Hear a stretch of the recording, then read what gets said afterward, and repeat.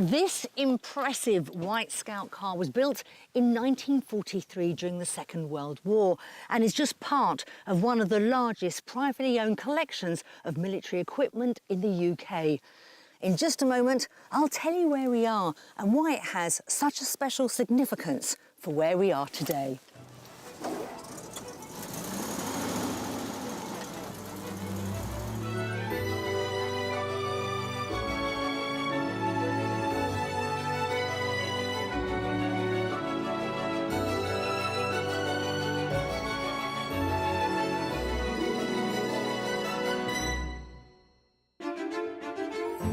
Today, it's a love of the arts that's driving an imaginative twosome to head south. And imaginations are allowed to run wild. Simple, elegant, but functional. Yes. Works well. I thought I was talking about you for a minute there. Yeah. And fortunately for our pair, when it comes to properties, size doesn't matter. Beams are rather nice. Perhaps a little low, but we're only short, so, you know. Today I'm in Devon at the Cobberton Combat Collection, which started off as one man's schoolboy hobby and has grown to encompass over 50 military vehicles and artillery pieces, as well as thousands of smaller items. This Scout car behind me wears the colours of the local Royal Devon Yeomanry Regiment based in nearby Barnstaple, and vehicles like this would have followed the 2nd Battalion to Normandy for the D-Day landings. Now, later on, I'll be meeting the men behind this impressive collection and seeing more of these magnificent machines. The county of Devon sits in the southwest of England. It shares 3 county borders, including Cornwall's, and meets the Bristol Channel to the north with the English Channel to the south.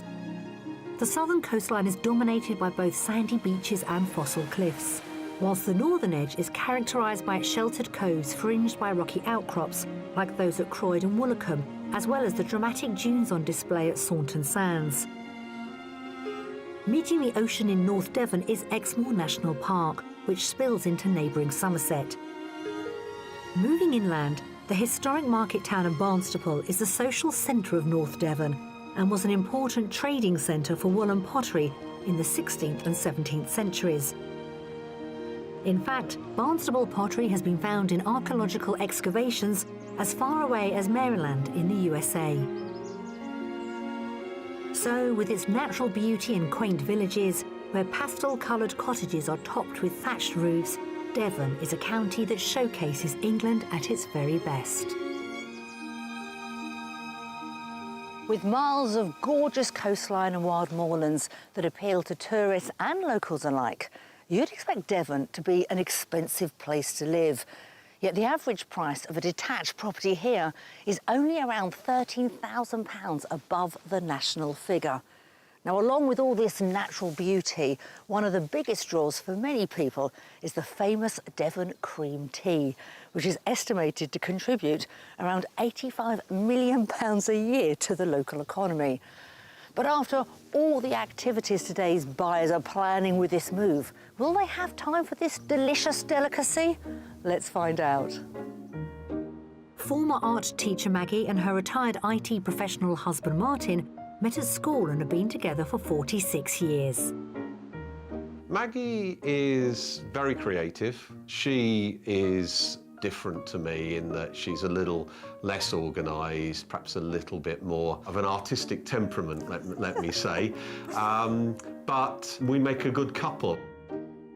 Martin's got quite strong opinions. He can be very forceful, but he's also a lot of charm. After a lifetime of work, they've decided to live the dream and leave the 5-bedroom Stockport semi they've shared for over 30 years. As happy living in Stockport as we once were. We've both retired, so we don't have any particular reason to be hanging around this area. We live on a major road which is busy. And although it's not particularly noisy, it does mean that we don't really have much of a community on this stretch of the road. And after visiting the region, they've decided it's Devon they'd like to call home. It's got the coastline, and I do love the coast. We want countryside. It's warmer down there, and I'm getting a bit old, so I don't really want to be enduring really cold winters. So Devon seems to offer all the things that we really like. And when they move south, they're keen to devote more time to their hobbies, both outdoors and in. When I retired just under 2 years ago, I started to do some things that I hadn't done, but I've always wanted to. I took up pottery, and I take a pottery class once a week. I'm a felt maker, but I'm also a fine artist, and I want to paint more. So I would like to be able to go out with my paints and sit on a hillside in Devon and paint the sea and paint the things I can see around me. So with their heads full of ideas, this creative couple can't wait to get stuck into their new country life. I think when we finally do it, then that will be the start of something new, but also the end of a chapter, and we'll be able to close that book and open the new book. Maggie and Martin have decided to plant their arty roots in the northern half of Devon, so that's where we're focusing our search. But ahead of our quest to find them their dream home, I'm meeting them in the county to discuss the finer details of their requirements. Well, Martin and Maggie, welcome to Devon, the two of you. Thank you very much. There is a sense of urgency with this house hunt, isn't there? Because I believe you got some good news yesterday. We have exchange contracts.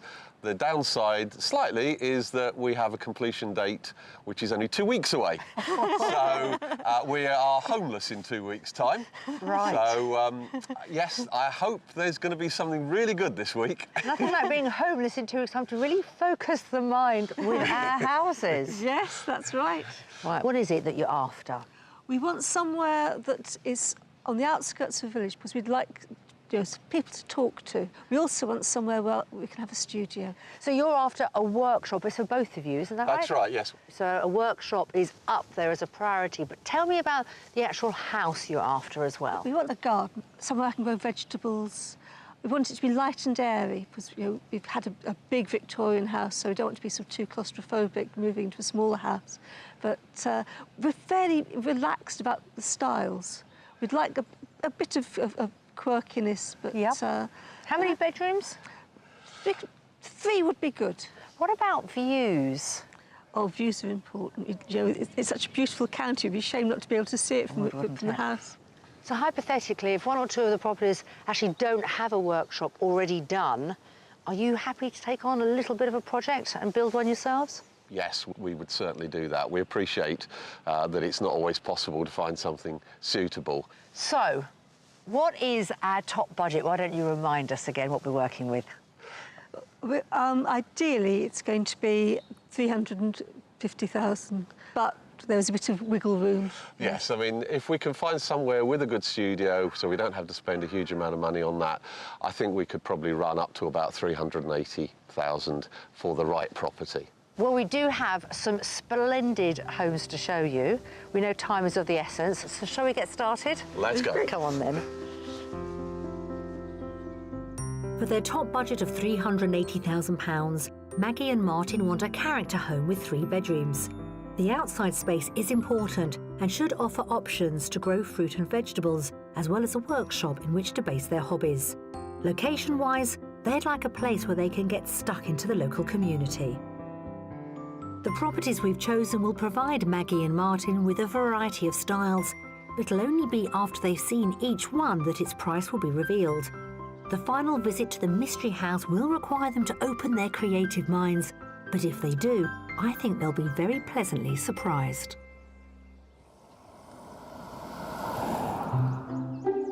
Our Devonshire property search is on its way to the village of Morchard Bishop in the heartland of mid-Devon.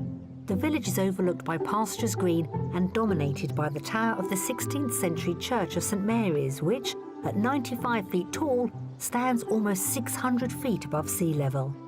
There's a great sense of community here and a good selection of places to get to know the locals, including a popular dining pub. The car park here welcomes the post office van, which visits weekly after the village post office closed. Close to the centre of the village, we find this rather interesting property. Thought to date back to the 18th century, it sits neatly amongst its neighbours. Right, let's see what you make Oh, wow. of this little offering. Oh, this is interesting, isn't it? Yes. Fascinating. Yes.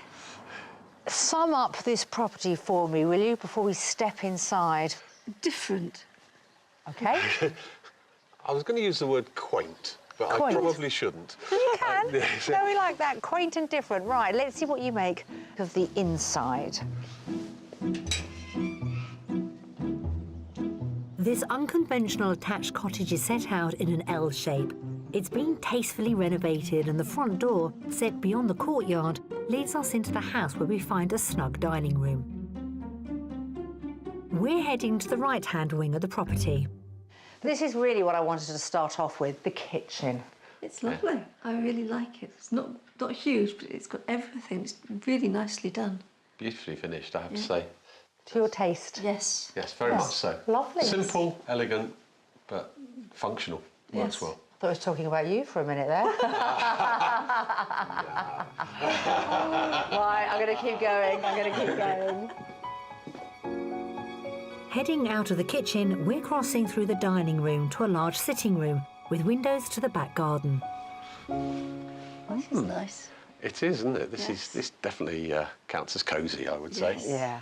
I can see you two sitting in this sitting room. I think it's big enough to be properly usable, but still small enough to be cosy. And even with the beams, which bring the ceiling height down a little bit, it doesn't feel oppressive or claustrophobic.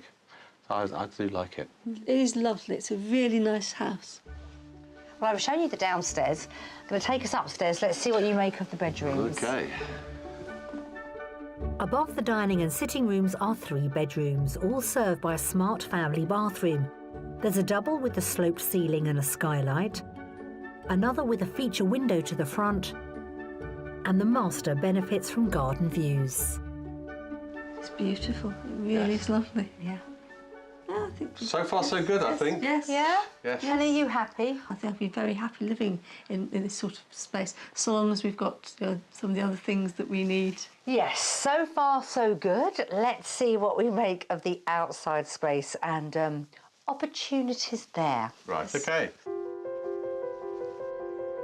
Outside, an arc of steps leads up from the house to landscape gardens, which include a large patio and a small pond, a summer house and shed, plus excellent views across neighbouring countryside.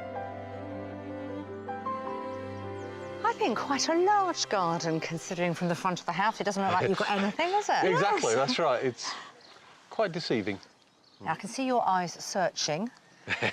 They will have to search, I'm afraid, because I don't have a workshop to show you, but this land is flat.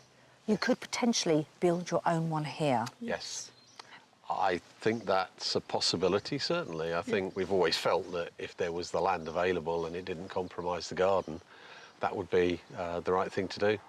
So I'm now wondering if we can put a price on this, former piggery with this wonderful view and garden. My feeling is we're probably about the top of the budget, plus obviously we need to build the studio, so I would guess probably about 350. OK. I'm going to be cheeky and hope it's a bit less and say 340. Are you really hoping? I'm hoping. I like it when you're cheeky, because you could actually be a little bit cheekier. The asking price is offers in excess of £250,000. How luxurious would you like your workshop to be with that spare money? Wow. That is stunning. That is amazing. Yes. Yes, I think that's so. quite a surprise. Yeah? Yes. Did you fancy now being cheeky and having another look around on your own? Oh, yes, definitely. I Thank you love very that much. smile. I love that smile. Be my guest, go and take another look around the property, then come back out and really study this area. Yes. And I'm sure you'll be drawing up plans in no time. And I'm going to keep everything crossed. Off you go. Thank you. Thank you. Right, off you go. This 18th century cottage has rung in at £130,000 below budget. It's beautifully renovated, is full of character and has 3 bedrooms. There's a large garden with views, plus the option to build a great workshop, and it lies close to the village centre. This house is absolutely beautiful. It's been restored really sympathetically and with a sense of style. It is stunning. Really a fabulous place. It's quite a stunning property, I have to say, a real surprise. You can't tell from the outside what you're going to find, and it's just been so beautifully done. I think I was almost speechless, which for me is very, very unusual. Have you seen enough? Yes, it's a lovely, lovely house. Yeah? It really Yeah. is beautiful. Now, you said it was different and it was quaint. Seems to have delivered on all of those, doesn't it? Yes. That's quite a surprise. Good. Yes. We Quite a like to do that surprise. to you. Let's hit the road.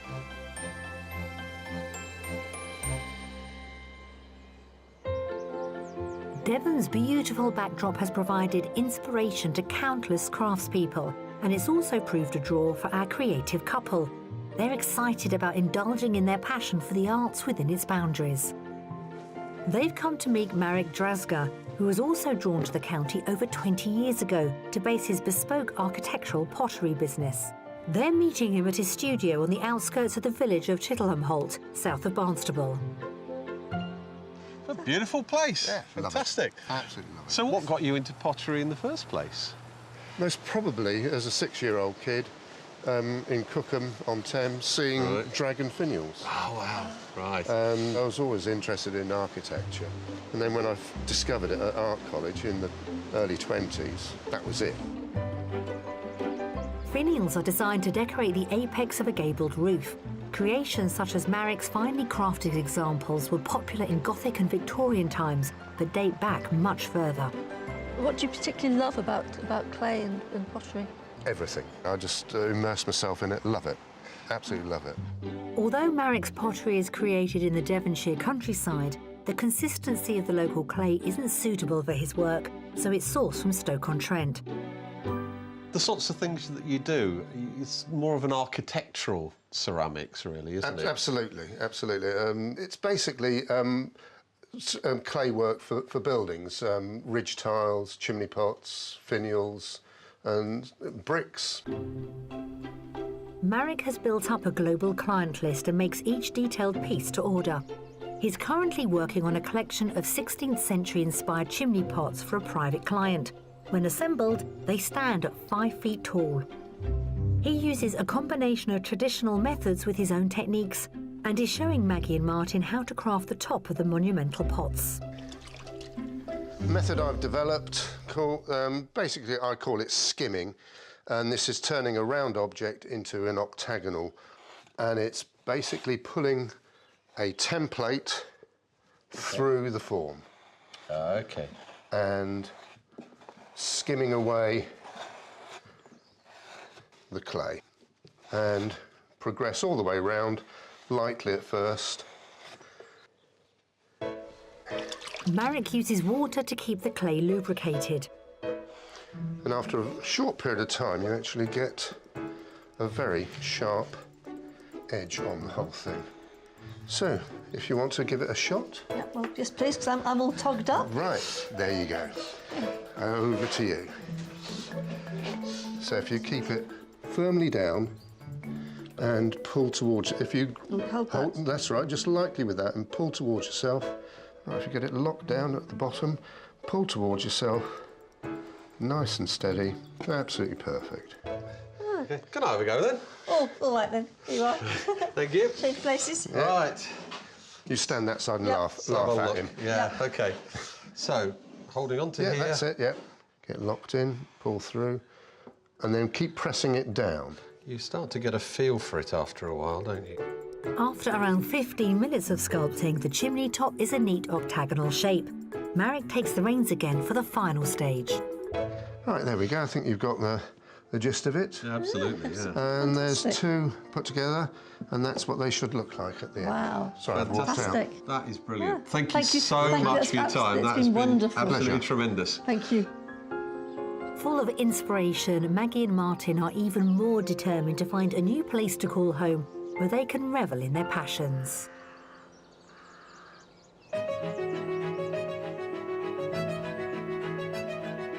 It's a new day in Devon, and we're about to embark on the next leg of our journey, searching out a country paradise for Maggie and Martin from Stockport, where they can live the good life and let their creative juices flow. Armed with a top budget of £380,000, we're tasked with finding a characterful home that has a garden fit for the green-fingered, as well as an artist's workshop. There's still our marvellous mystery house to come. I'm pretty much bowled over by this, I have to say. Are you? Yes.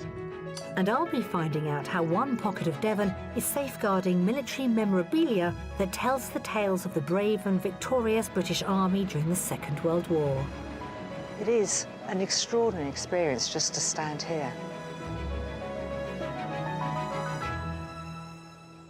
Well, yesterday went rather well with Martin and Maggie, although there's nothing like being homeless in 2 weeks' time to help focus the mind. Today we're going to show our crafty couple 2 properties, one of which being the what could it possibly be mystery house. Well, let me give you a clue. It's rather gorgeous in a rural location, but will it give them everything they're after? Well, we'll have to wait and see, because first I'm going to show them a property that could be the answer to their creative and artistic dreams. Our house hunt is taking us to the mid-Devon hamlet of Aldborough.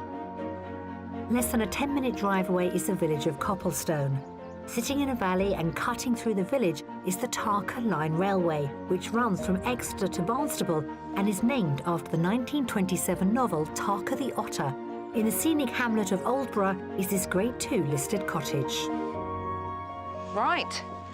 May I present to you your property? Wonderful. Thatch. Yes. Yes. But it's new thatch. Yes. It was only finished last year. Right. Yep. So you've got, if you keep an eye on it and you make sure the ridge is always intact, you've got about 25 years there. You'll probably see me out. So before I take you inside, what is going through your minds? It's beautiful. It's a very, very pretty looking place, I have Yes, to say. it Very is lovely. pretty. Right, shall we? Let's go. Super. This enchanting semi-detached cottage is built from cob stone and is thought to have its origins in the 16th century. So through the stable door, which leads us into our sitting room. Lovely. Beautiful oak floor. This is all new. Yep. Yeah, the house has had a massive overhaul over the last few years. You can see a lot of work's been done on it. Beams are rather nice. Yeah. Perhaps a little low, but we're only short, so, you know. Super. Well, we'll keep going through. Next door is our kitchen.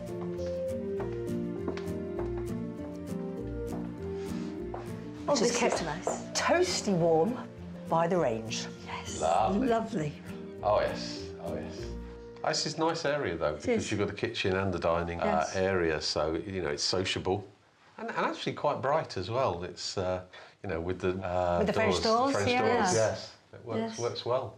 Well, overall, this kitchen is giving us a very good impression. I'm going to head upstairs now with the 2 of you. OK, lovely. See what you think there. The first floor has just as much charm as downstairs and offers a compact bathroom with 3 bedrooms. A narrow room at the back is in use as a study. Then at the front there's a beamed double. And next door is the master. Well, I think it'd be fair to say this thatched house isn't huge, but you still get your 3 bedrooms. Yeah. Yes. This is the master. It's beautiful. It really is well thought out and stylish. It's certainly interesting. We'll probably be in a better position to come to a view when we've seen a bit more. That's a good point. Let's head outside and see what Okay. else there is on I'll offer. lead on, shall I? Yes, please. Thank you. The outdoor space here provides everything Maggie and Martin have asked for. There are beautifully landscaped gardens featuring endless countryside views, and it's ideally equipped for living the good life and indulging in creative hobbies. Wow. That's what I wanted to hear. A little bit of wow, yeah. That's definitely a view. Yes, that is Definitely a view. wonderful. Now, the garden itself is about 1/3 of an acre. Yes. Vegetable patch behind you. Yes. Plenty of space. You've got a pond. You've even got your own well. Yep. But I'm really getting to the main part, which is the workshop. Yes. Now, you might have noticed when we sort of walked into the house and then came out, it was to the side. Yes. At the moment, it's a huge double garage. Again, the owners don't use it to store their car. They use it for their hobbies. It has water and it has electricity, and it is pretty large. OK. So let's see how much this thatched house is. It's a beautiful garden, views to die for. Well, let's see what its current asking price is, shall we? Who wants to go first? It's my turn. We've been so wildly out. I'm not expecting still to be wild out, but I'm going to say 300,000. OK. Martin? I suspect that we're probably around 345. You are very close. Ooh. The asking price is £350,000. OK. And you are paying for being on the edge of a village Yes. Right. with those views. OK. I think you should have another look on your own. Yes. I don't know how long I'm going to give you in that workshop. I might have to put a time limit on it because you might be in your element as you're looking around there. Yeah. And, well, I'll meet you by the front door. Lovely. Thank you. Thank you very much. See you in a minute. Let's go. This Grade 2 listed thatched cottage is not only £30,000 under budget, but it also comes complete with wonderful original features along with its 3 bedrooms. It's got character and style, a fabulous garden with raised beds, country views, and that all-important workshop. It's a lovely house, it really is. It's got so much character and the thatch is just beautiful. I think the house is really nice. I think it's fairly compact. I think we would still struggle to get a lot of our stuff in here. I'm very taken with garden. I think the garden is fabulous and the location is brilliant. And the workshop, I think there is definitely the embryo of something. It's the right sort of size, needs a little bit of work, but we could really use that. So I'm very, very positive about this. And I think there's probably enough left in the budget to give us a chance to do what we need to do. OK, you two? You Indeed. here? Yeah, I think so. All right, thank you for getting the door, Martin. I think we're going to hit the road. OK, let's go.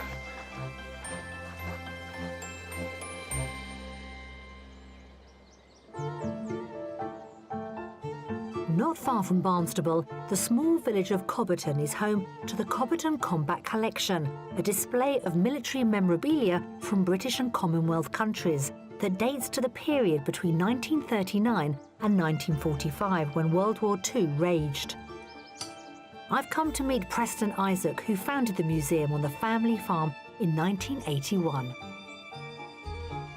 Preston, good to meet you, sir. Welcome to Cobberton. Beautiful sunny morning. It's always like this in Devon, isn't it? Every day, every day. Blue skies, sunshine. Yes, always. But as you come in here, I've already spied one of those tanks. So impressive. Yeah. I mean, but how did it actually start? Little boy collecting things. A little boy collecting things, and it has got out of hand, hasn't Yeah, it? literally, yeah. What about the military angle? When did that come started, Yeah, I mean, Dad was in Home Guard, and used to hear bits and pieces, and it's just a natural progression. Preston's father passed on militaria from his war days that helped start his collection. And with the thousands of items ranging from a military button to a 50-ton tank, every piece tells a tale. in? If you had a particular favourite, I'm going to put you on the spot, what would it be out of the whole collection? It's a Churchill tank, which is quite symbolic. And how long, with a vehicle like that, if it's constantly looked after and restored, how long will it last for?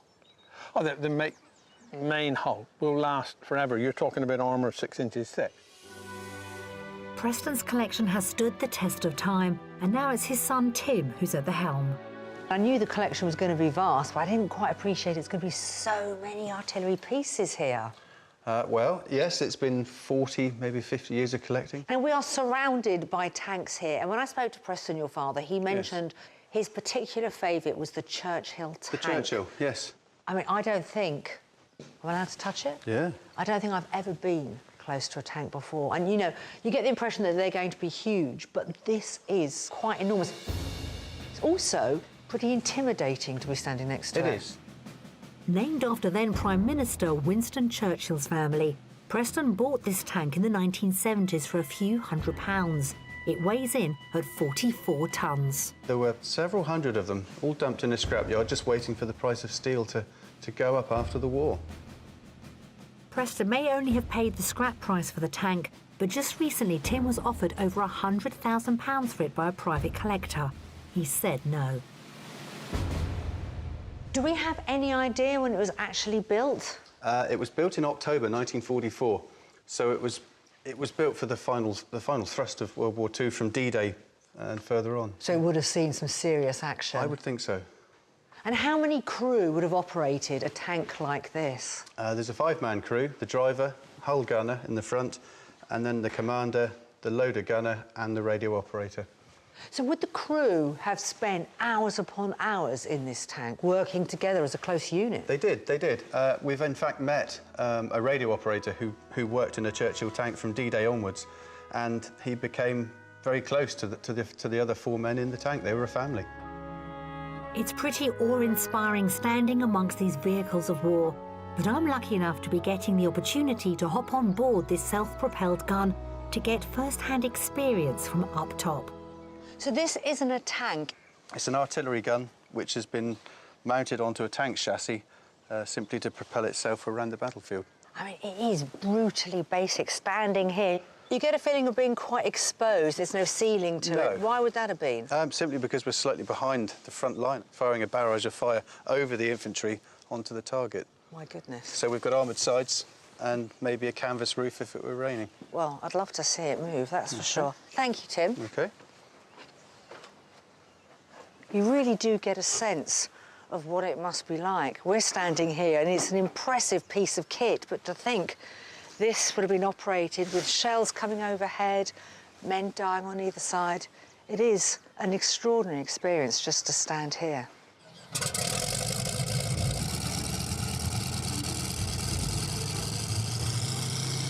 Built in Canada from steel, with an aircraft engine, 2,000 of these vehicles were used by the British Army during World War II. And this mighty mover weighs in at around 30 tonnes, with top speeds of around 25 miles an hour. The vehicles in the collection are often taken to military shows and also feature in films. One even starred alongside Hollywood icon Brad Pitt, so I'm pleased to say I'm in good company. But for now, it's time to get back to my house hunting companions and continue with their property search.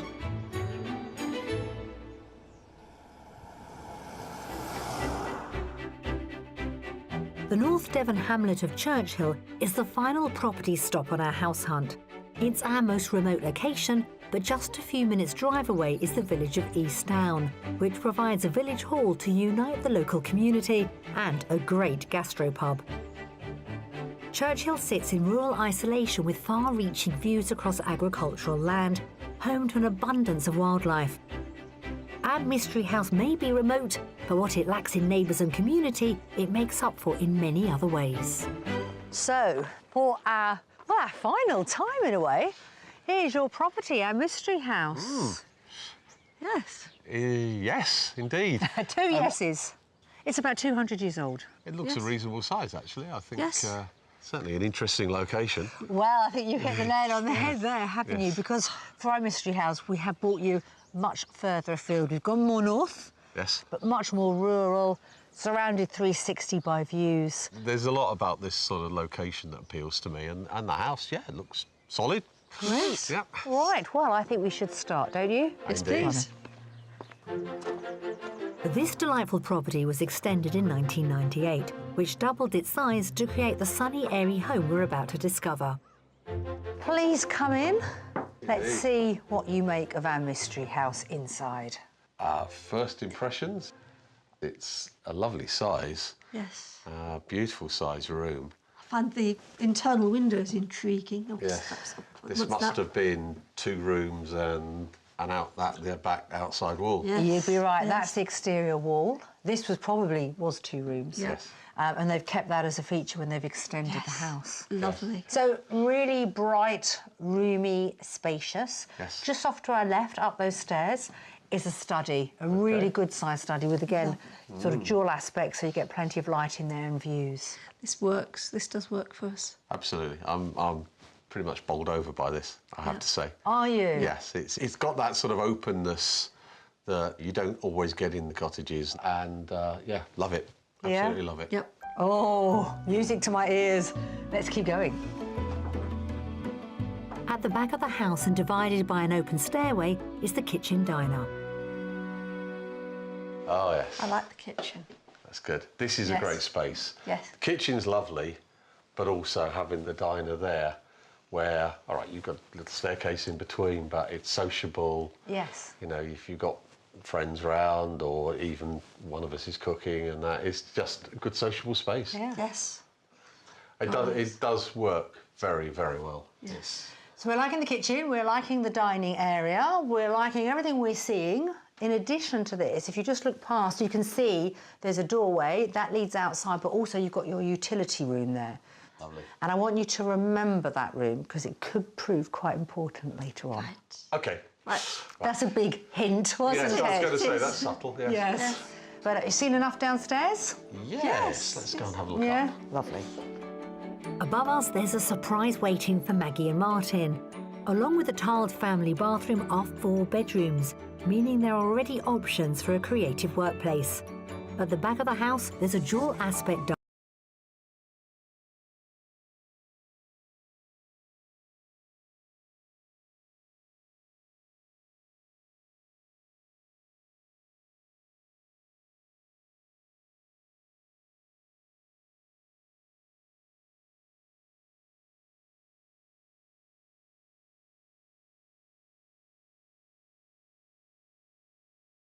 I know you didn't ask for an ensuite, but do you like the idea of having one? Yes, particularly when you've got guests.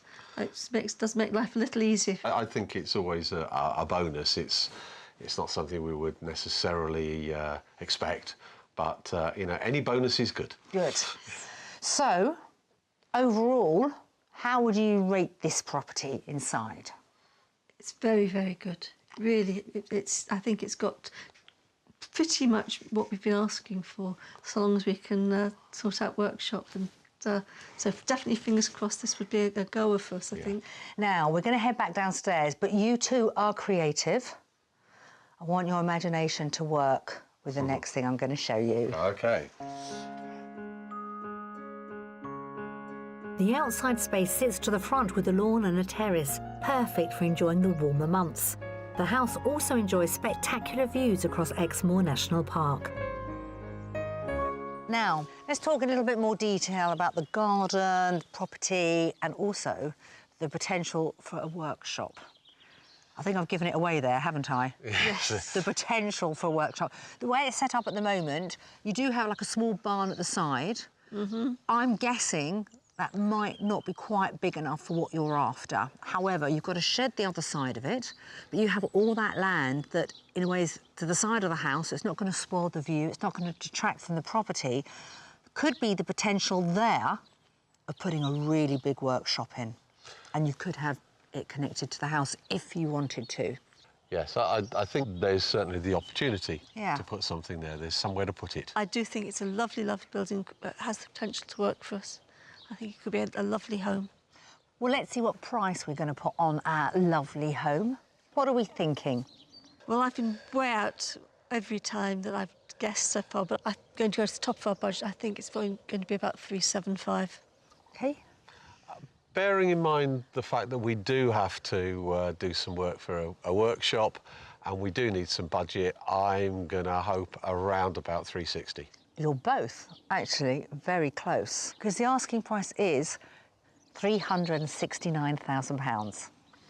OK. Yes. That's, yes, squeezing it. Yes. But I guess we probably knew that we would be squeezing it at some point. Yeah. Yes.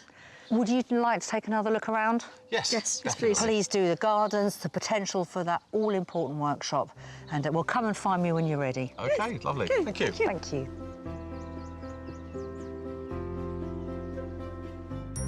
This double-fronted cottage is £11,000 under budget and offers a bright and roomy living space, plus character features and 4 bedrooms. It has wonderful views from the garden, and there's also the potential to create a workshop. The mystery house may be remote, but it's perfectly packaged. I think this house is absolutely lovely.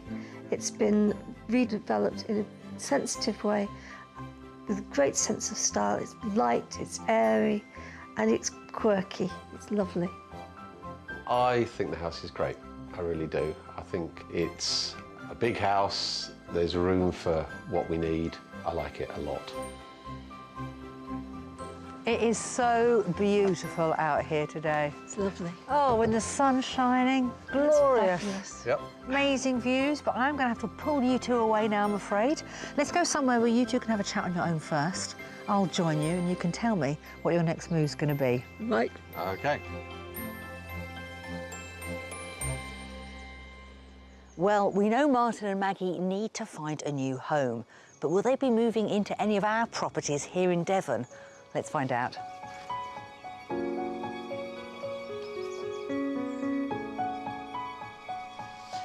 Well, Martin and Maggie, I wonder how we've done here in Devon for you. Have we found you your next home? I think you might well have done. Sharp intake of breath. OK, but which one in particular took your fancy? I think the one that is highest on our list is undoubtedly the Mystery House. Yes. I think it's a beautiful house. Yep. We need to work out how we would handle the workshop. And we're also a little bit uncertain about the location because it is a little bit more remote. It is. Yes. I'm going to need to go and walk around the area and see how I'd be able to sort of connect with neighbours and what sort of community there is down the hill. Yeah. But it is a beautiful place and a beautiful, beautiful house. Oh, I'm so delighted. Did you get that feeling that you could be creative and have a lovely life at that property? Oh, yes. It is a lovely house, lovely atmosphere in the house. Well, it's all sounding very promising. But what is the next important step for you two? Well, we have had a quick chat with the owners. Already? Yes. Indeed. And we are going to go back and have another look. We're keen enough to get back and look at it in more detail. That's tomorrow. My goodness, well, that is delightful. I leave you literally for a couple of hours and this is what happens. Well, I hope all your questions get answered. That second viewing is as successful as the first. Thank you. And who knows, in a few weeks, a few months' time, well, we know you're going to be residents of Devon, but you might be living in that splendid mystery house. Yes. You will let us know how you get on, won't you? Oh, we will. Of course. Of Delightful. Thank you both so very much. And Thank you. Thank you very much too. Well, I think mentally, both Maggie and Martin have left Stockport way behind and physically are certainly a big step closer to a new life here in Devon. They've loved all the locations that we've shown them, but I am so happy that they've already been in touch with the owners of our mystery house and are having a second viewing very, very soon. I so hope it works out for them. And I'll see you again on Escape to the Country. Maggie and Martin did revisit the mystery house, and although they still loved it, they decided it was a little too remote for them. But I'm happy to report that they've since had an offer accepted on a detached cottage with a workshop in North Devon.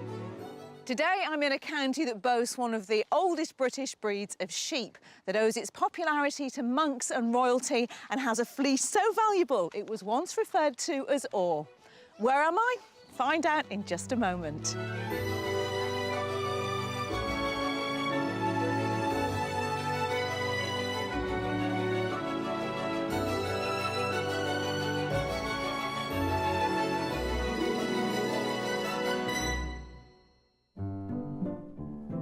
Today's quest to help a couple find some countryside calm is one met with some very encouraging feedback. Wow. Oh, I love a wow. Well, you got a wow. And it's not long before we uncover a potential home where things become overwhelming. All right. Yeah, I'm fine, but it's just so lovely. It's really just what we were looking for, really, isn't it? It is. Today, I'm in Herefordshire, and these are Ryland sheep. The earliest records show that the monks of Leominster developed the breed more than 800 years ago, making them one of the earliest breeds recorded in England. Leominster became the main wool market, and their fleeces were so valuable they were referred to as Leominster ore. The popularity of the breed increased in the 16th century when it was said that Queen Elizabeth I was gifted a pair of socks made from Ryland wool. She liked them so much that she said she would only wear clothes made from the wool in the future. But sheep like these aren't the only thing that's highly prized here in Herefordshire. Let's see more of what this beautiful county has to offer. Nestled up against Wales, landlocked Herefordshire shares borders with the Welsh counties of Powys and Monmouthshire, as well as 3 other English counties. A deeply rural and sparsely populated region, Herefordshire has a long history of farming and food production, is home to over 3,000 orchards and 5,000 farms. Scatterings of native Hereford cattle also help to mould the landscape and are believed to be one of the UK's oldest pedigree beef breeds. The county's only city is Hereford, whose foundations were laid by the Saxons in the 7th century AD on the banks of the River Wye, England's 5th longest river. And just a stone's throw from the water is the 11th century cathedral, an ancient site of worship that's also home to the Mappa Mundi, the largest medieval map of the world. When it comes to other architectural gems, highlights also include a significant number of striking monochrome timbered buildings with black painted beams and panels of white plaster. A particularly notable example can be found in the market town of Ledbury, whose centrepiece is a 17th century Grade 1 listed market house that sits suspended on 16 oak stilts. So, with a fascinating supply of properties that echo with history, set against a striking backdrop of lush grazing land, there's every reason to choose Herefordshire as a perfect place to get away from it all. Herefordshire offers country living at a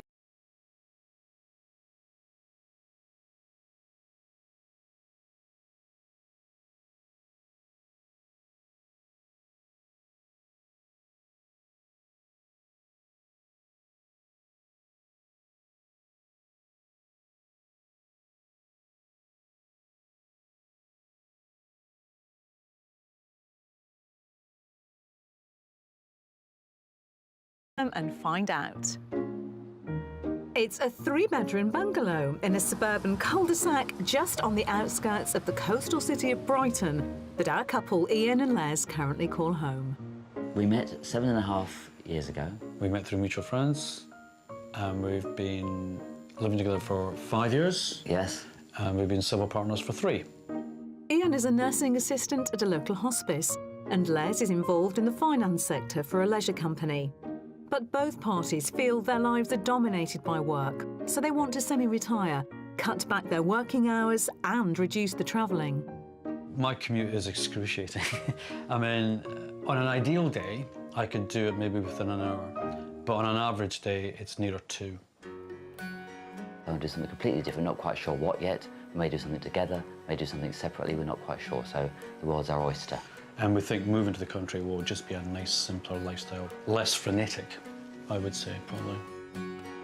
And top of the list for that more straightforward way of life is a joint property purchase. I think we're very excited about buying a house together for the first time. We're really looking forward to it, aren't we? I think it's going to be easy because we've got very similar tastes. We kind of know pretty comprehensively what we're looking for and probably more importantly what we don't like. Yeah, I think we're both singing from the same hymn sheet, as they say. So they put their 1950s bungalow on the market and have plans in place to head inland to find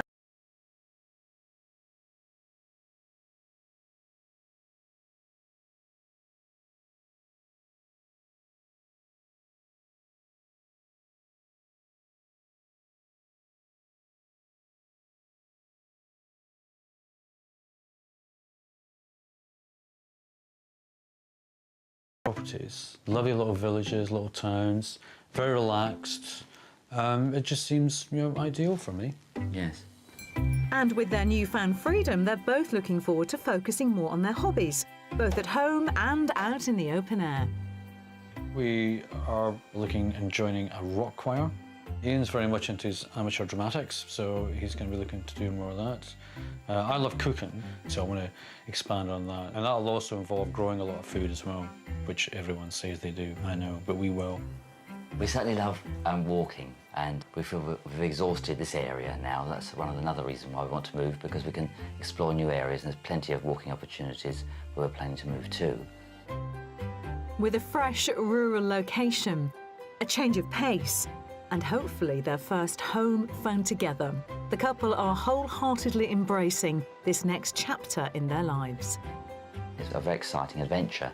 I think sometimes as people approach retirement, they don't necessarily plan it, but we've got the opportunity to plan a whole new beginning, and that, for me, is very exciting. Ian and Les are very open-minded about location and would even consider crossing the border. So to find their perfect property, we'll be focusing our house search in the western portion of the county near Wales. I'm catching up with the buyers to discover a little bit more about the details of their move. So welcome to Herefordshire. Thank you. Thank you. When you envisage in your mind's eye the home that you're going to live in here, what does it look like? Somewhere detached, with 2 to 3 bedrooms, study, big kitchen diner, half an acre of garden. Okay, half an acre is quite a hefty garden size. I'm guessing that one of you has got green fingers. Yeah, we both enjoy gardening, actually, yeah. Yeah, we've got quite a big garden where we are at the moment, so we're quite happy to kind of develop that. So. I wanted to perhaps grow a bit of our own veg as well, that sort of thing. Fruit trees, if there's some, that'd be lovely too. Well, we're in the right county for fruit trees. Yes, We are. That's absolutely. for sure. We are. Yeah. So what's the budget that we're working with? 300,000. That's it. Well, it's a good budget for Herefordshire, and we've got some fantastic properties to show you. So are you excited, ready to get going? Absolutely. Very excited, Yeah, yes. Really looking forward to this. Let's get started. Okay. Good. For a top budget of £300,000, Les and Ian are looking for a detached home that has 2 to 3 bedrooms, the potential for a study and a large kitchen diner. Then outside, they're after half an acre of grounds to fulfil their ambitions of gardening and self-sufficiency. We have a variety of wonderful homes lined up, but I'll keep our buyers guessing as to the price of each one until the end of the tour. And to finish off our property hunt, we'll be presenting the Mystery House, where they may have to scale back their grand garden plans outside, but which promises grandiose character inside.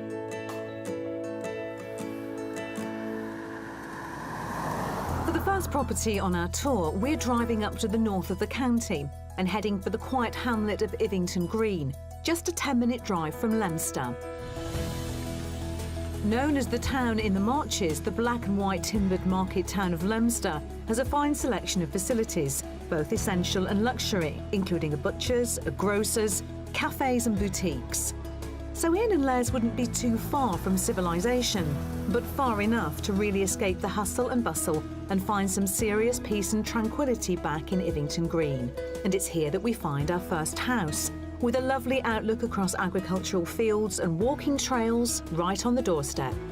So this is our property. Oh. Oh. Very nice. Yeah, it sits quite nicely. Nice location. It is, yeah, it's beautiful views. Fantastic views. Yeah. So it's quiet, but not too far away from anywhere. So no, I think it looks really good. Nice extension. Yeah, what about the style of the property? What do you think of that? I'm not too enamoured on conservatories, to be perfectly honest. But, you know, we'll wait till we get in and see it. Of course, yeah. Let's take a look. Okay. Come on. Looking forward to this.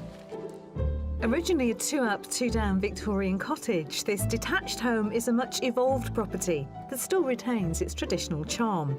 It was considerably extended in the late 1980s with a further addition of a conservatory just 4 years ago. Our first stop inside is the main reception room. So, we come through the little porch and straight into this cosy, snug living room. You can see the original Victorian fireplace, and it's got the old bread oven in the corner. Oh, wow.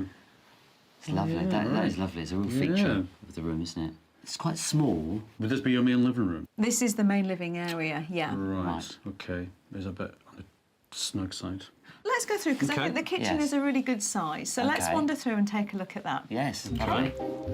Follow me through here into the modern part of the house.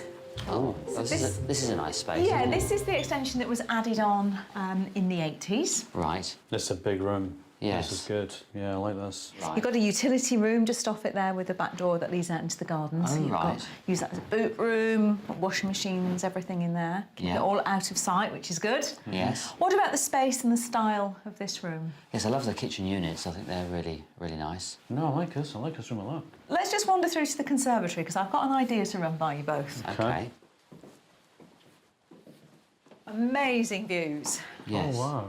You could turn this into something more substantial. Right. So you could effectively turn this into an extension that could become your main living area. And I think it really could give you the opportunity to put your stamp on it. Yes, yes. I think it would, or maybe something maybe slightly bigger, but it's certainly an improvement on the other room, I would say. That completes all there is to see on the ground floor of this cottage. And although open to the possibility of a project, it seems that space is a real issue.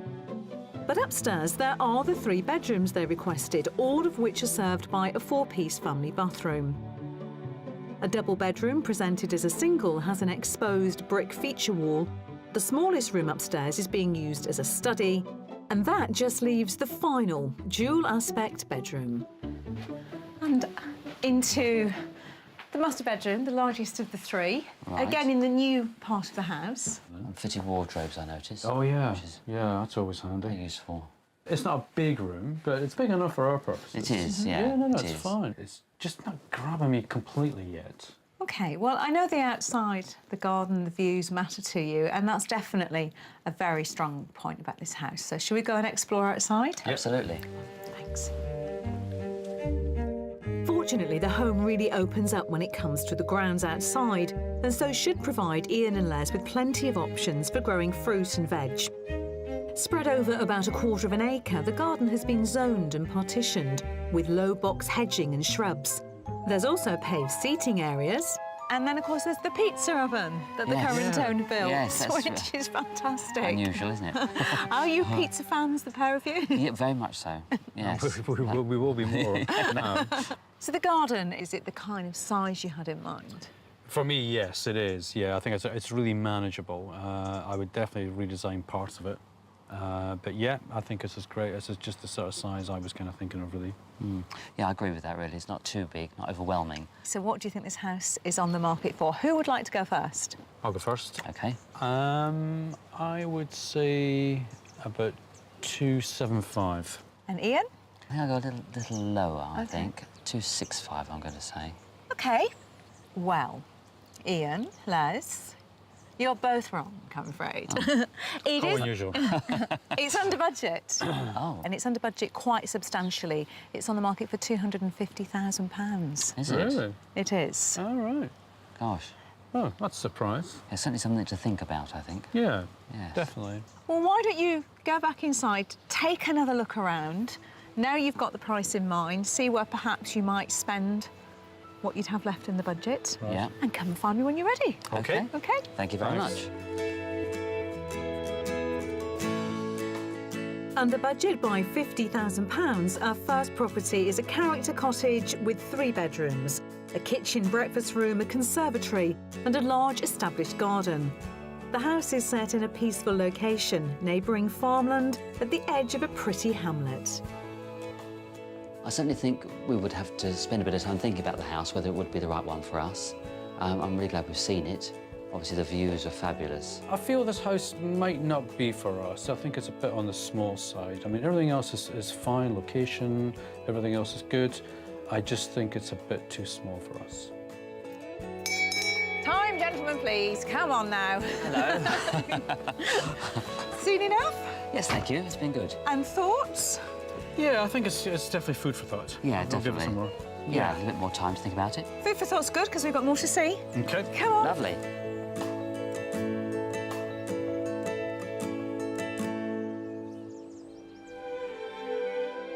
When they make their move to Herefordshire, Les and Ian want to make the most of their new surroundings, exploring the great outdoors.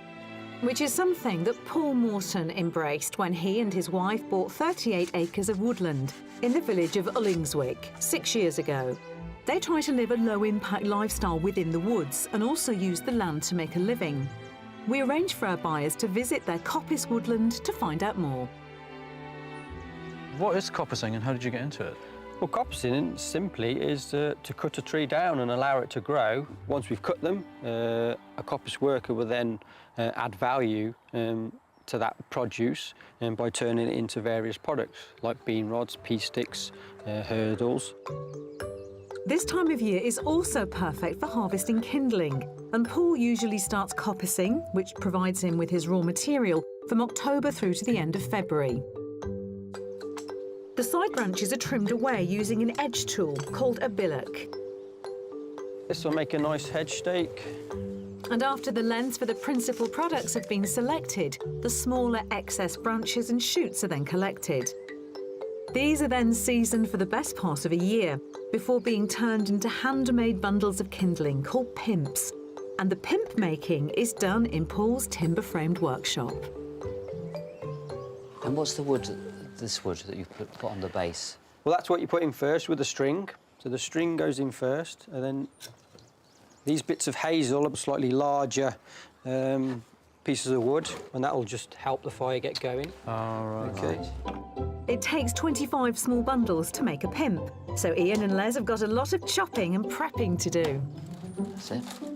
Pimps were traditionally transported to London during the Victorian era, and it's thought that the name came from the essential role that kindling plays as a kind of agent between the coal and the fire. Ease it down. It typically takes Paul about an hour to make 25 bundles, so Paul and Les need to pick up the pace. Once the last one has been tied, That's it. the next step is to fasten all 25 together with string to create a complete pimp. That's your finished bundle. Wow. And how many fires could this light, this bundle? Well, there's 25 bundles within that.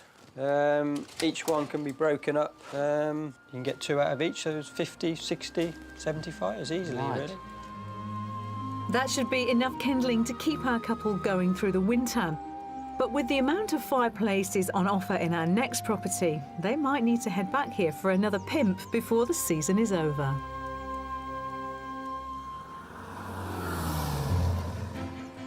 We're on the road travelling down to the south of the county to the small village of Puntrilas. Local amenities include a post office and a 400-year-old pub, and neighbouring properties include a Grade 1 listed private estate at Kenchurch Court, a stately home situated in 5,000 acres of prime Herefordshire countryside. Now, Ian and Les were both concerned about the apparent lack of space in our first house, so we've really upped the ante and are giving them an extra 700 square feet of property with this one. So this is a property I wanted to show you. Ooh, it looks big. Substantial. It is big, and that's one of the reasons I wanted to show it to you, because I know you've got a lot of friends that'll be coming to stay with you, you'll be entertaining, and it gives you the space to be able to do that. Yeah, it's Excited. very interesting. It's very, yeah, it's very attractive. It's an Edwardian property, built turn of the 19th century, and it's got a lot of character going on inside. So I think we should head straight inside, because my only worry really about this property is it going to be too big for you? Right. Okay. Come on. Okay. Good. First impressions are extremely encouraging, and they'll be even more excited to learn that this property has not 1, but 3 reception rooms. Through a porch is a large entrance hall, off which there are the 2 front reception rooms, one a more snug sitting room, and on the other side a dining room. Then the main living room lies at the back, with patio doors onto the garden. You may have 2 good-sized rooms at the front, but you've also got them. Wow. Yes. Here.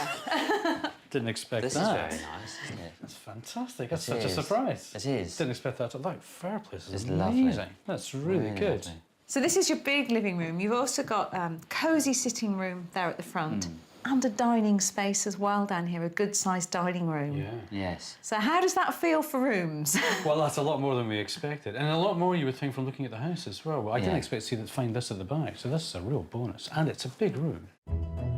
The final room down here is the kitchen breakfast room that lies just next door. Oh.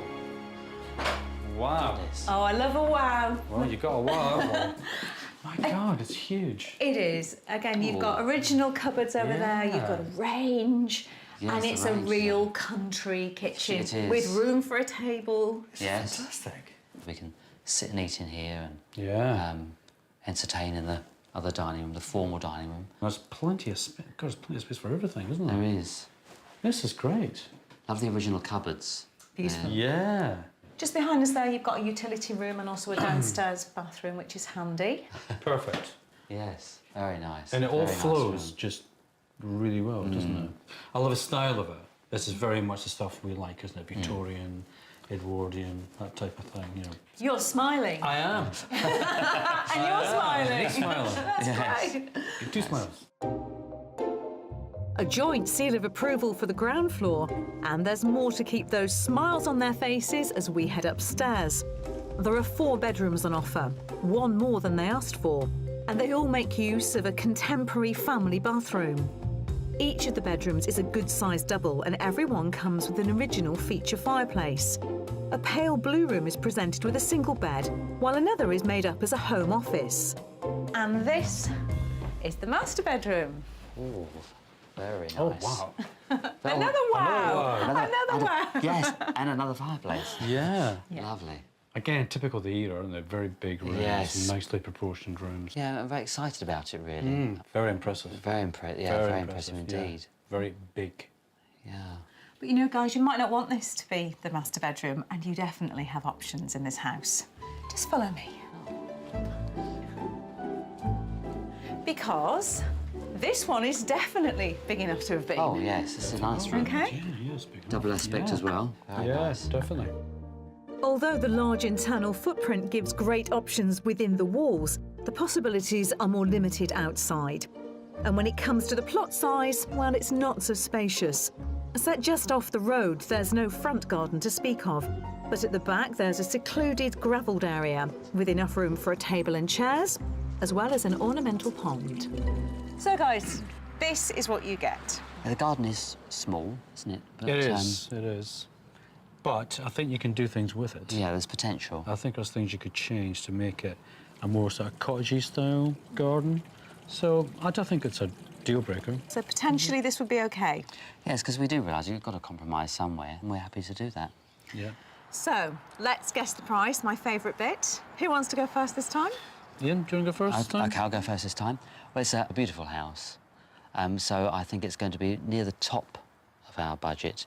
So I'm going to say 295. So just under your £300,000 budget. Les? I think it's even closer. Do you? Yeah, I do. So I'm going to say 299,950. 299,950, OK. Yeah. It's on the market for £240,000. Really? Really? What? Goodness. I love that reaction. 240? We can tell the vendor to put it on for a bit more if you like. You're You sure? You're fine. Now, with that in mind, go back in, take a look around, take your time, and I'll come and find you. I think you might be some time. Thank you, Jenny. I think we will. See you later. Brilliant. Hugely under budget by some £60,000, this traditional Edwardian property comes with 4 bedrooms, 3 reception rooms and a large kitchen breakfast room. It's absolutely chock full of period features and has a compact gravelled garden. This house, yeah, is very much my sort of taste, really. Large rooms, there's a lot of original features, high ceilings, lots of space, and the fireplaces in every room is an absolute bonus. I love that. It really gives it character. I really like this house. I think it'd be a great house. I can see us living in it quite comfortably. You took your time. Well, no surprise, it's so huge. Lots to see. There's a lot to see there, and we've still got more to see, so come on. Okay. Lovely.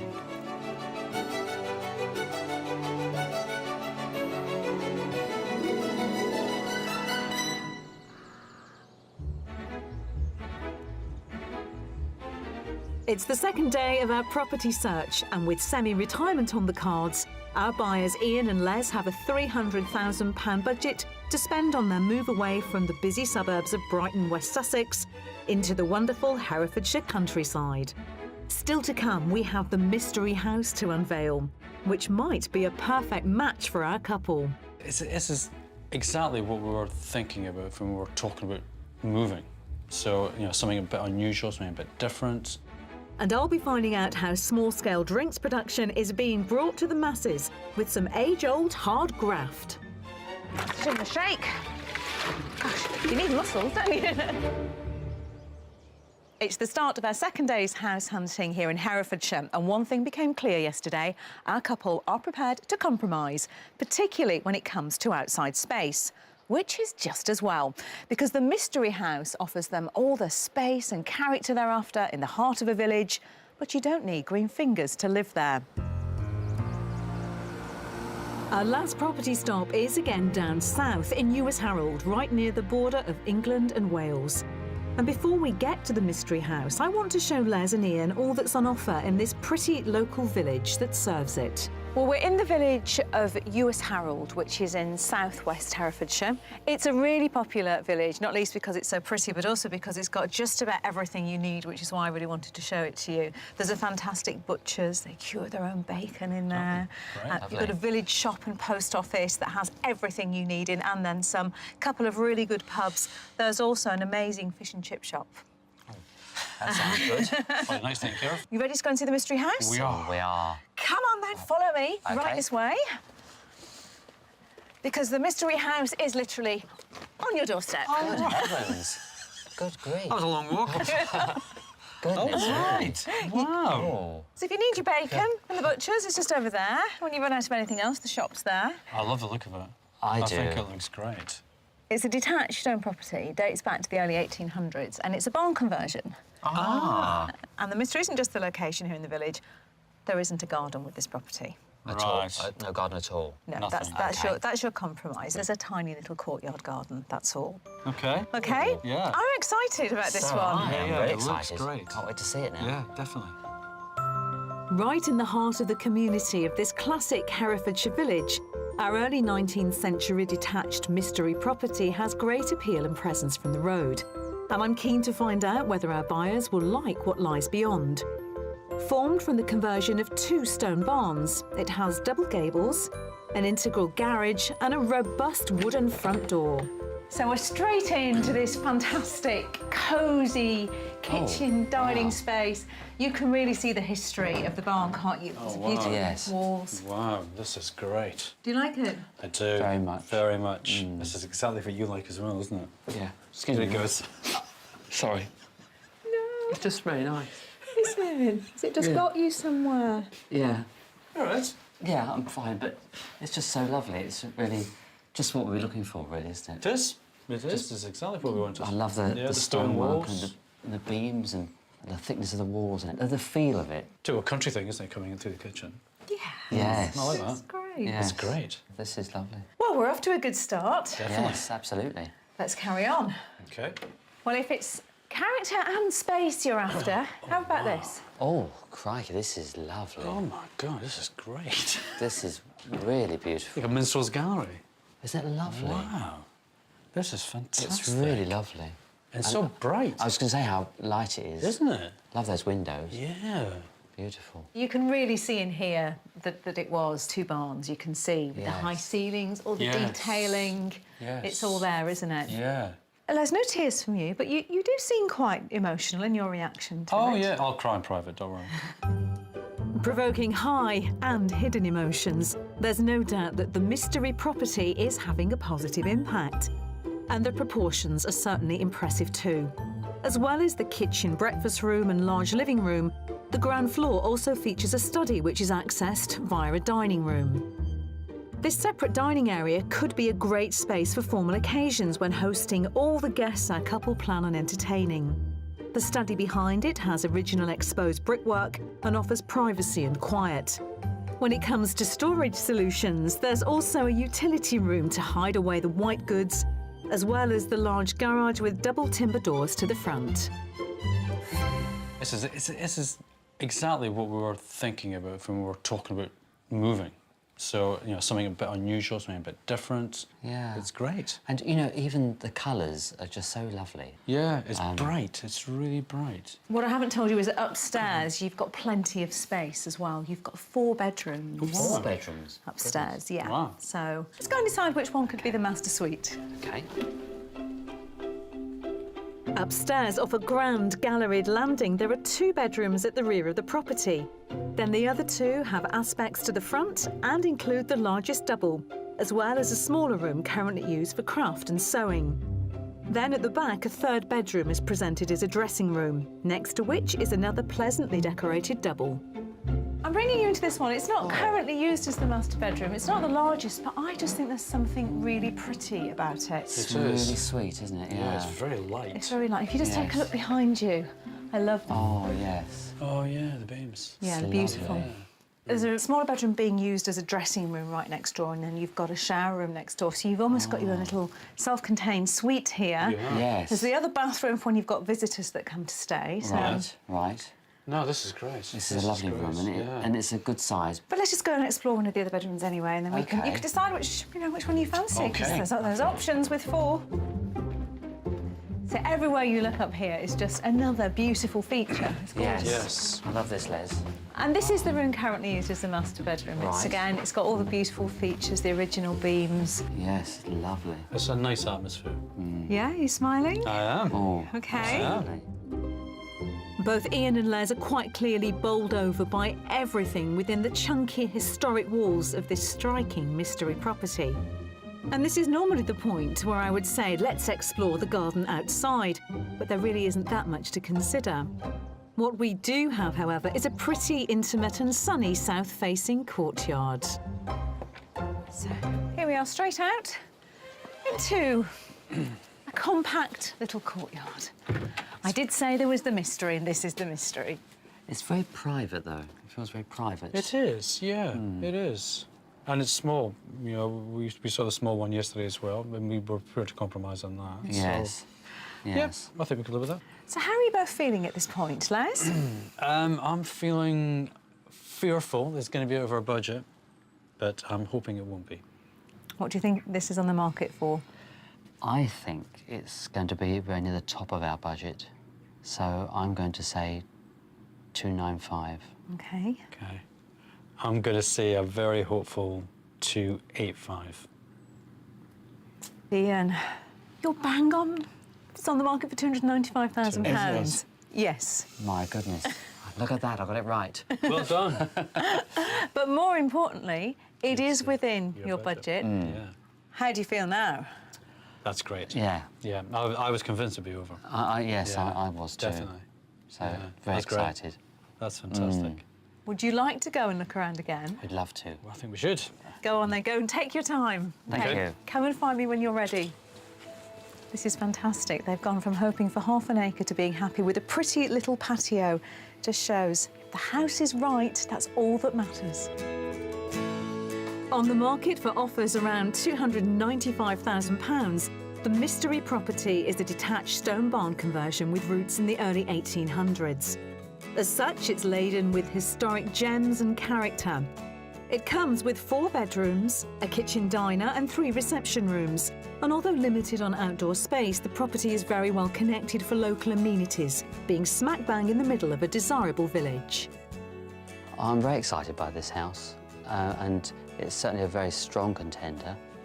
I know we didn't ask for a dining room, Les, but this is a lovely room, isn't it? Yeah, you wouldn't want to change it. It just lends itself to it, doesn't it? It does. Can you imagine formal dinner parties in here? Yeah. But the best thing is the study. I know, isn't that just lovely? That's just fantastic. We're definitely excited about this house. Yeah, there's no doubt about that. As I say, it really got us thinking when we saw it first. So this is the kind of ideal house for us. So we're definitely going to give it some serious thought.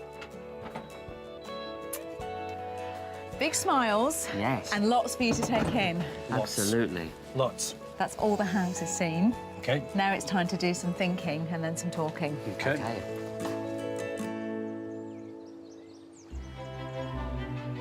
A defining characteristic of the Herefordshire landscape has to be its orchards.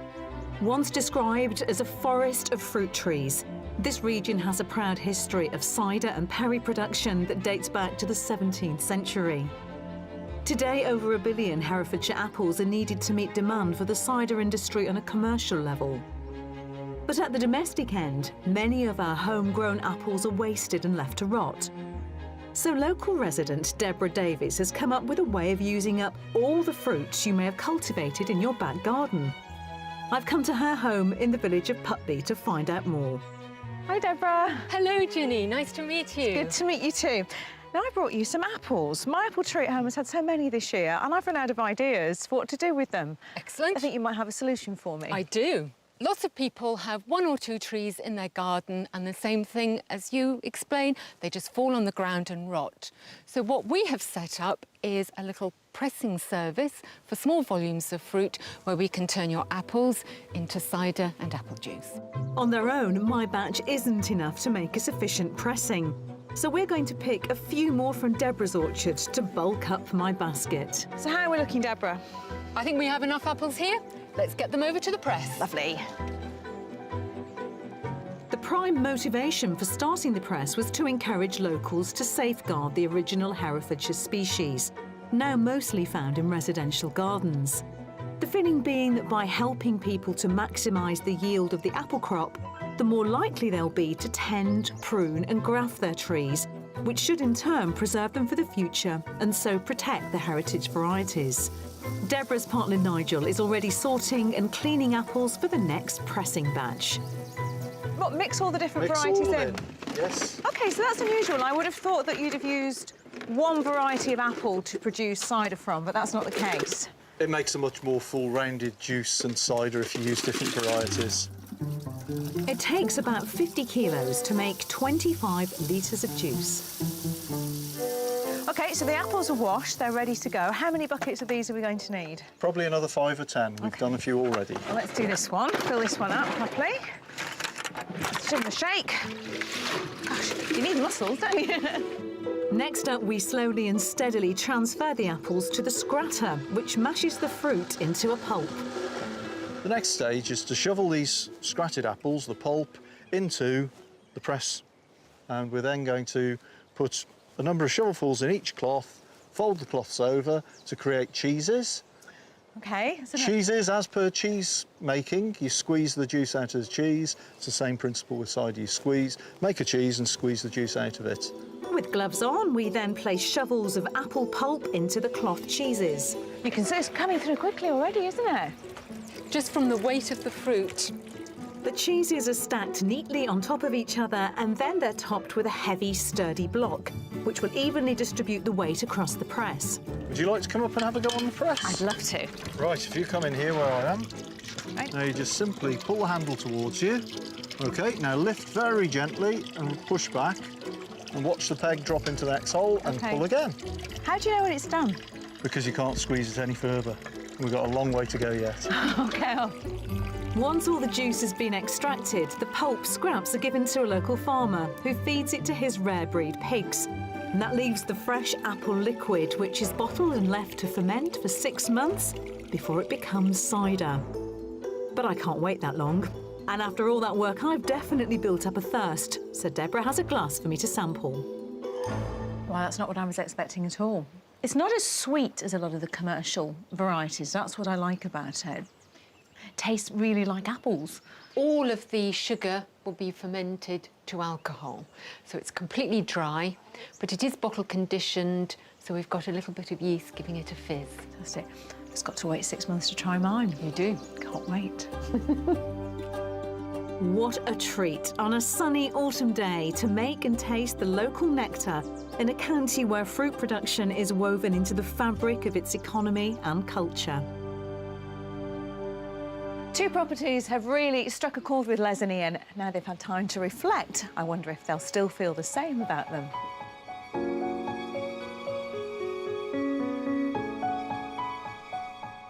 Hello, you two. Hello, Ginny. Well, sadly, the end of our house hunt here in Herefordshire. And I think that two properties have stood out for the two of you. Would that be fair to say? I think that's very fair to say, yes. So come and talk me through them. Well, the Edwardian house we saw, we really liked that. We had to compromise in the garden, obviously. But the house itself really fulfilled everything we were looking for, didn't it?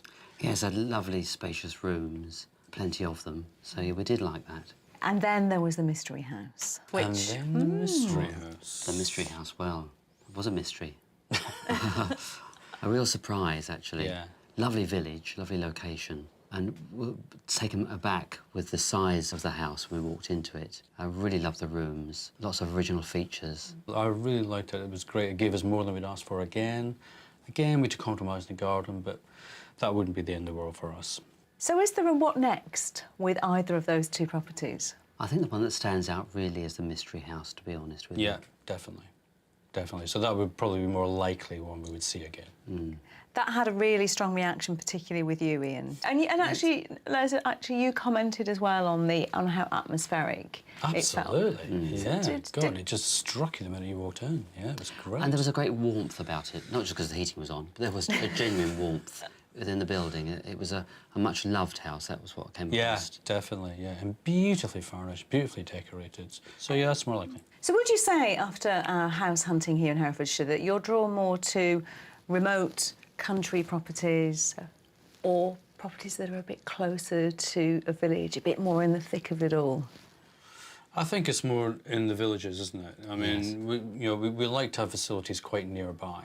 Well, I love Herefordshire. I think it's a beautiful county, and I can completely see the two of you making it home. I hope it's in the Mystery House, but wherever it is, be very happy here. Thanks very much. Thank you very much, Jenny.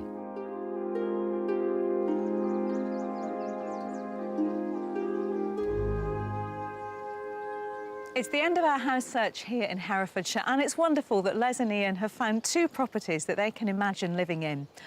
Now, whilst they definitely do want to be rural, I think our search has shown them that they also want to be in the heart of a village, and the Mystery House in particular would give them that. With the second viewing on the cards, I hope we've helped them find their home together in this beautiful county. Join me next time on Escape to the Country. Well, after that second viewing at the Mystery House, I'm delighted to report that Les and Ian were still enamoured with the property. So much so, they put in an offer which was accepted, and they're now enjoying life living in Herefordshire in that beautiful historic home. If you would like to escape to the country in England, Northern Ireland, Scotland or Wales and need our help, please apply online at bbc.co.uk/Be On A Show.